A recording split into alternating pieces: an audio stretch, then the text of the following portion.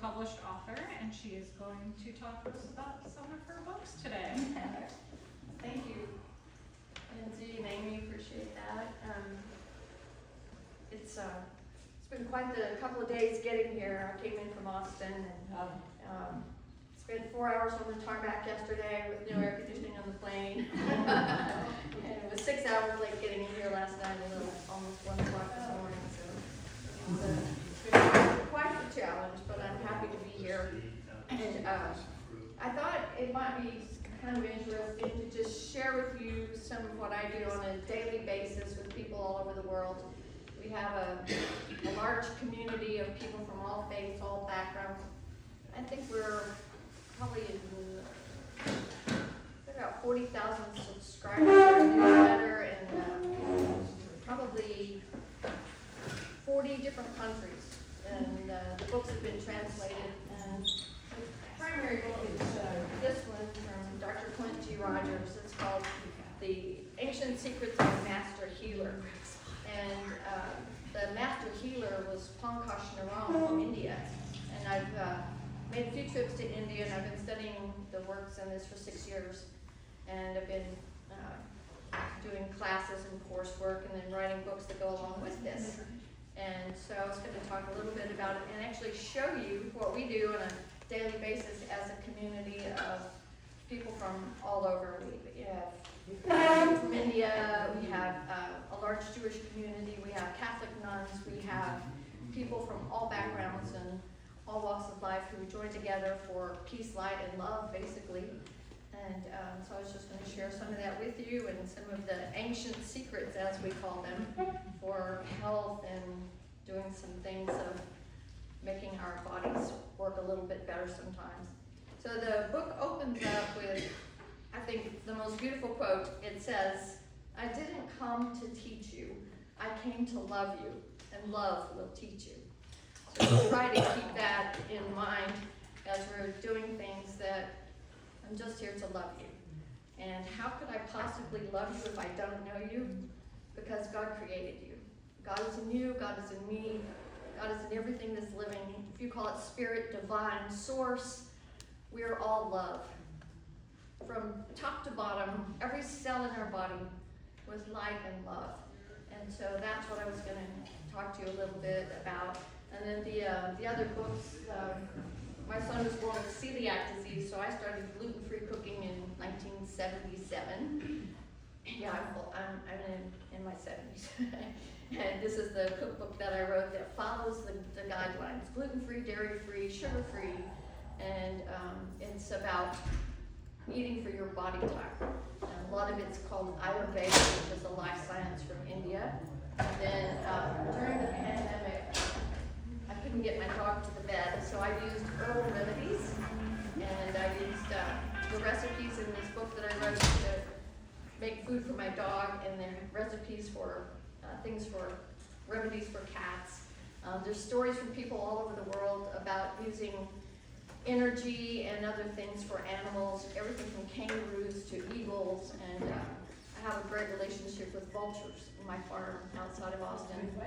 Vultures, black vultures, yes. They saved me from rattlesnakes and the rats, and they put a baby in my carport, and I sang mantras to it every day for several years, and now they come and sit on my porch, actually knock on my door. I kid you not, literally knock on my door, and then I sing a little mantra to them. And I'll just share it with you. It's so sweet when it goes, Om Namo Bhagavate Vasudevaya. Om Namo Bhagavate Vasudevaya. And it means to be elevated to the highest potential that you have for your soul. And so I think that's a good one for a vulture. I don't know. And maybe that's on pretty high form, compared to what we do. But the two things that I particularly wanted to focus on are called Marmaas Shakti. Marma means an energy point. And if you've ever studied martial arts, the Marma points are very similar to the points in the martial arts. They're also similar to acupressure points. And so many are the same as traditional Chinese medicine. And by just pressing on these points, we can release energy. We can move things that are stuck, especially emotions, and we can actually affect many things in our bodies. And we have some new scientific studies that showed Dr. Clint, that wrote this healer book, did a Marmaas on a woman, and they took blood out of her and put it in another room. And he did the Marmaas, and they tested it before and after, and it showed that the energy increased in the blood from doing the Marmaas. But what was really special is the blood that they took out that was in the other room also changed. So it's a very powerful science. It's a science, and we've kind of lost it. So a lot of these teachings go back to Master Jivaka, who was the physician to the Buddha. And I've studied a lot about him. He was a fascinating character about 450 BCE. And the studies that he's passed on in a lot of the Sanskrit scrolls were given to Dr. Naram, that this book is about, and a lot of the information is found in here, along with remedies and divine points and stories of people. So the first one that I wanted to share with you is the one that we just do some breath work together. So if you would be willing to do that, if you're comfortable to close your eyes and just take a breath from the belly. Just inhale through your nose. You just want to close your eyes, and if you're comfortable doing that, and inhale through your nose. And then exhale slowly, slowly, slowly through your mouth.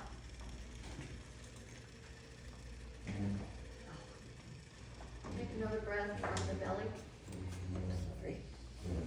Exhale slowly, slowly, slowly, slowly. You can let all the tension go. You only have one goal right now. Be here now, in the present. Inhale through your nose. Exhale slowly, slowly, slowly, slowly. Release any kind of tension. Anything that's, if you're thinking about what you're going to do tomorrow or what you did yesterday, let that stuff go. And we're just going to be present right now. Be present in your body and release anything that's in your neck and shoulders. Release down your back. Let your hips relax and your legs relax. And know that you're safe. You're safe. You're being held in love. And we're in the present where our joy is found, our creativity is here. As we take another breath together. This time when we exhale, we're going to exhale with a wiggle. And then I'm going to share with you a Marma. So this one it's on the left hand. So in Marma studies, the left hand represents the past and the right hand represents the future. The left hand is feminine energy and the right hand is masculine. The left hand is lunar, as in the moon, and the right hand is solar. And so this first exercise you do with your hand like this, and use your index and thumb to find that point in between there that's really tender. This is a Marma point for releasing and letting go. What do you let go of? So I thought it might be interesting to think about the things you can't control. You can't control how somebody else treats you. You can't control the politics. We can vote, we can protest, we can write letters, but there's a lot of things we can't control. So we're going to build a red frame around our left eye. Press this point and think, what do we want to let go of that no longer serves us? It doesn't need to be in our life anymore. And so we're going to do this 6 times as we release and let go of whatever it is that's in your eye that no longer serves you. You want to just let it go. And 6 times, 5, 4, 3, 2, 1. And you just let go. Let go. And then one of the most powerful things that's in this book is the question of, what do you want? A lot of people can tell you what they don't want. I don't want to be sick anymore. I don't want to be in pain. I don't want to be alone. What do you want? And so we have a Marma point that helps clear some of the cobwebs, that helps you get clear on what do you want. I've been working on this one for a while, and what I came up with, and you do this on the right hand, and then point in the index finger at the very tip. And this connects to the pituitary and into the brain when you press this point. And for me, it came down to, I want to be at the right place, at the right time, with the right resources for my highest purpose. And so that's brought me to Nepal, and India, and Japan in the last couple of years, talking about these same things. And sometimes it's just sitting next to the right person on an airplane or at the grocery store, but be at the right place with love, with compassion. And so this is the point 6 times. 1, 2, 3, 4, 5, 6. And this time we're going to build a white frame around our right eye, and we're going to visualize what it is that we want. Maybe it's peace, maybe it's just harmony, maybe it's joy, creativity, whatever it is. Hold that picture in our white frame over the right eye and do 6 more of these. 1, 2, 3, 4, 5, 6. So that one is a powerful one, and we can be clear on what it is that we want and looking for our divine purpose also. Then the next one is one that I have to practice on a regular basis. It's self-love. And this is a point in the ear, the right lobe of the ear. This is also Chinese traditional medicine for anxiety. And this is a point I usually put my hand on my heart, and God is in me, and I love myself. I love myself because God is in me. I'm a host of a heavenly being. I love myself. And that means I have to be good to this temple. I have to feed it. I have to nourish it. I have to hydrate it. So this is the point for I love me, because I host a divine being. God is within me. I love myself. I'm going to be good to my temple. And that one can also work beautifully for anxiety. And if when I lose my car in a parking lot and I'm really in it, I do both ears at the same time, and you can do squats. And then all of a sudden you're clear. And it also works with fear. So when you're really fearful, there's something happening, you're startled, just breathe, take a breath, hold your ear point, and it's amazing how it can calm.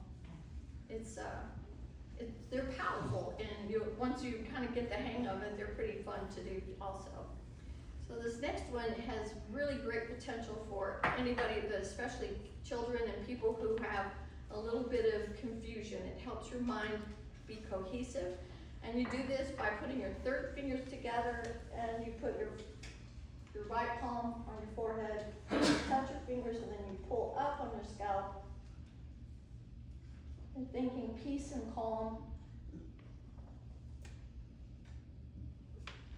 And this helps with your brain, improves the circulation. 6 of those.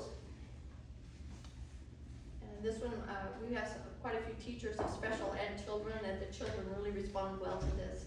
It can help them calm down, help getting them to a place where they can listen better. And then one that's good for, it stimulates circulation in the brain, and it helps you be present. And this one we do below the nose, above the lip. And this one, I use my left hand to kind of support my neck, and I exhale. And then come back with my index finger to my lip. Exhale. Inhale, it comes back. Exhale. Inhale, it comes back. Exhale. And then one for the heart. This one is really good for if your blood pressure fluctuates, if you're having palpitations. We have a lot of people who use this on the way to the hospital because they've called an ambulance because they're having heart problems. And this one is called a mudra. It's a little bit different than the other one, but this is the right hand, and you put your thumb towards between your second and third finger like this, and then you fold your fingers around your thumb like that, And then you swing the third finger up to touch your thumb. So it looks like this. It's like a conch shell. It's like this from this side. This. And then you squeeze these fingers. 1, 2, 3, 4, 5, and 6. You can do that multiple times a day, and it's really good to stimulate circulation in the heart. So we did the brain, and we did the heart, we did some abdominal stuff. And then one that's really important to me because I have a weak immune system, the right hand, it's the third finger. Again, scientific evidence that this connects directly to your brain. We're gonna press the tip of it, and it's like a bell going off in our brain. We're gonna say, brain, we need more immunity. Please increase my immunity. And it also increases metabolism. So we'll do that one 6 times at the third finger of the right hand. 1, 2, slow, 3, 4, 5, and 6. Okay, I think we covered quite a bit of territory there. This one, joy. Joy, joy, joy, joy, down in my heart. Where? Down in my heart. Where? Down in my heart. I got the joy, joy, joy, joy, down in my heart. Down in my heart to stay or today or what. But this is a Marmaas for joy. And, oh, I was going to do your bonus one. This one is, you take your fingernails and you scrape them together. This creates a new pathway for brain cells and stem cells, and the bonus is it makes your hair grow. Your hair grow. It makes your hair grow.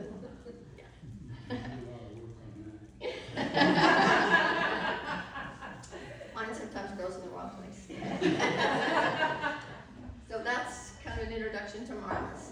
And we have a lot of home remedies that involve things like ginger, things like CCFT, it's cumin, coriander, and fennel, and those things together make a detox tea.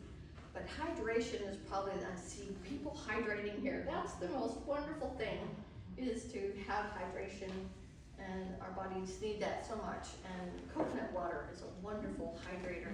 You can put a pinch of salt in coconut water, add a spoon of organic maple syrup, and you have electrolytes, magnesium, and potassium, and psyllium, and all kinds of things just from that simple drink. Let's see, what else can I tell you? So purpose, does anybody like to share what they found their purpose in life to be? If you know, if you've already accomplished that, if you're clear what your purpose is, does anybody like to share? Well, I guess I knew in high school I wanted to be a nurse.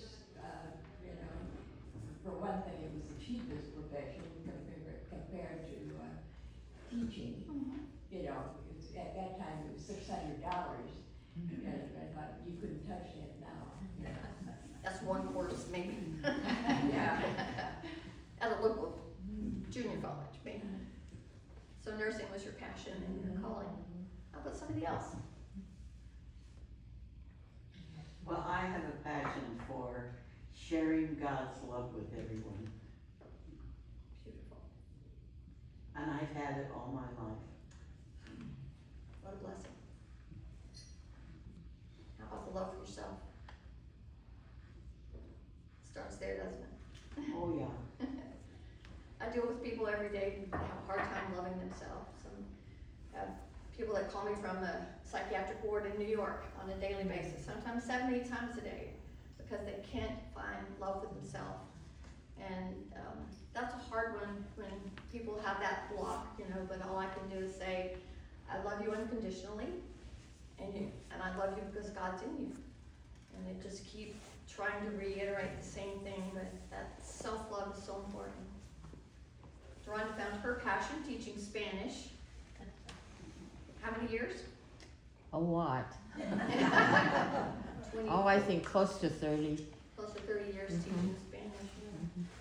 She was she's 6 years older than I am, and so when when we were kids at home, she loved Spanish from the time she was in junior high.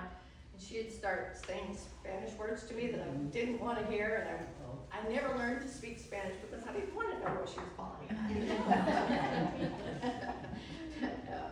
You were singing that song a while ago, was that Native American language?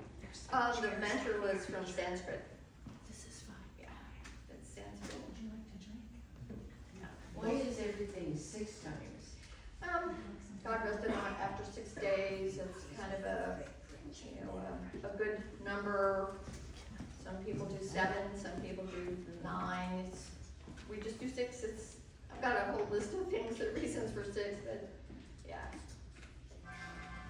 It's a good number. You can do it multiple times a day.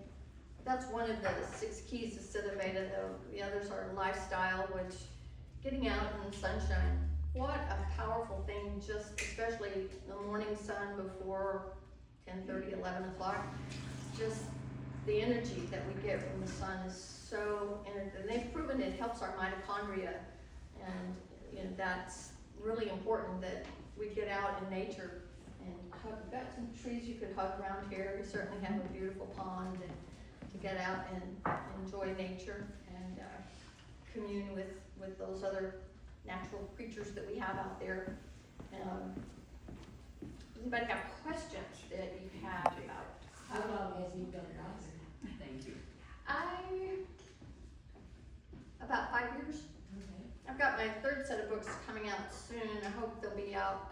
I'm working with Amazon right now on getting all the metadata and all the stuff. They're pretty much in, one's with an editor, 2 are being final reviews. And it's about sacred preparedness.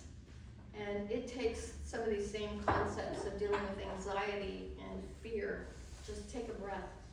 If you're in a situation like my sister and I were in New Mexico when we had a mandatory evacuation, one of the most important things was to be calm. We had 15 minutes to get what we could and get out.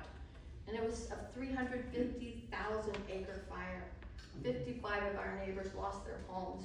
We were at our mom's home, and we lost our community center, our restaurant. But the big picture was being calm. Now, I personally have a story with fire. I caught myself on fire when I was 10, had 3rd-degree burns on one leg and 2nd-degree burns on the other. And I have a lot of fear of fire, but I was able to use what I learned to calm myself and be in control and get things, lined up the way they had. And that was another really interesting story for me. We have stories, and they're from the past. And sometimes we make ourselves out to be a victim. I had made myself a victim of my mom's religion, which was Christian Science, because I got really sick as a 5-year-old, went into the hospital with polynephritis, infection of both kidneys. And my dad's the one who took me in. My fever was 105 6/10. And I thought, the reason I have problems with my kidneys is because my mom didn't give me medical attention. I had this story, right? But one of the things that happened while I was in the hospital is I had a roommate, a young girl, who was warming her backside with a gown on against a gas stove and caught herself on fire. And she had burns over 50% of her body. And as a 5-year-old, I listened to her scream and cry while she's going through these horrific things of dealing with her fire because she ran. And so I learned very clearly, stop, drop, and roll. Stop, drop, roll, don't run, don't run, don't run. So when I caught myself on fire when I was 10 years old, I remembered her, and I stopped and I rolled myself in my mom's braided rug. So when I look back at that, wow, I was exactly where God needed me to be to learn that lesson so that I could take care of myself later on. And so I let go of that victim story that I created for myself to say that it happened just the way it was supposed to happen. And so that's where you can, some of these things. So the books that I'm writing are about dealing with fear and panic, to use these tools so that you can make the right decisions in emergencies. You guys have a nice shelter you can get to when they blow the siren, but you have to have the peace of mind, right, to get yourself there. So the books that I'm writing have things about what to pack in a grab-and-go bag, and I have things like if you're sheltering in place, things that you can do with, I was in the energy industry for many years, 25, 30 years. So energy and water purification, I've got all those in the books. How to make your own deodorant, shampoo, cream rinse, laundry detergent, fabric softener out of healthy things. Got that in the book. And foraging, 10 plants that you could survive on if you had to, that are in nature. Cattails are one of the most nutritional, powerful plants on the planet. And you can take the stuff from the stalks and make flour out of it and make pancakes from it. It's just amazing things that God put on the earth for us to use and take advantage of. So that's what I've been working on. The first one is stories about people who survived horrific conditions. Really horrific conditions. One stories from Iran, and have a story from a lady who was in Lahaina for the fires in Hawaii, and the hurricane in North Carolina, and a lady who counseled with the children and families from Sandy Hook when we had that tragedy there, and how the tools that she used. So there's some really interesting stories in there, and I look forward to putting this stamp on it and it's done. I don't know if I'll ever do another one because this one has been quite the challenge, but yeah, so I'm using AI, much to my artist friends' chagrin. They think that I shouldn't, you should stick with illustrators, but it's a lot faster and it's a lot more convenient right now. So I have mixed emotions about AI. I'm a technical person. I've been in computers since the early 80s, chip level. I was a systems analyst, cybersecurity analyst, but I have what it's doing to the environment makes my heart hurt a little bit, sometimes a lot, but yeah, so I'm using some of the tools and writing it first and letting it tell me what I could do better. Any other questions that I can answer for you?